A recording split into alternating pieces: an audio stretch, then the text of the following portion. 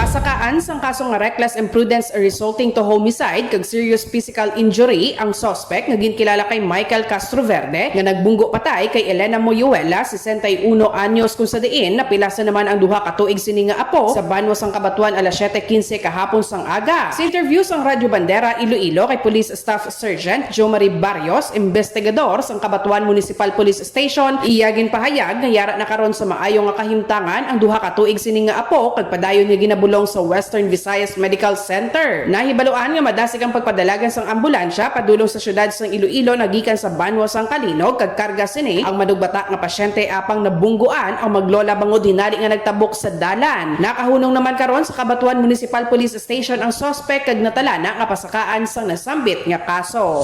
Ini si Karen Badilla nagabandera sa matuod nga serbisyo publiko kag kalingawan sa Iloilo, Radyo Bandera.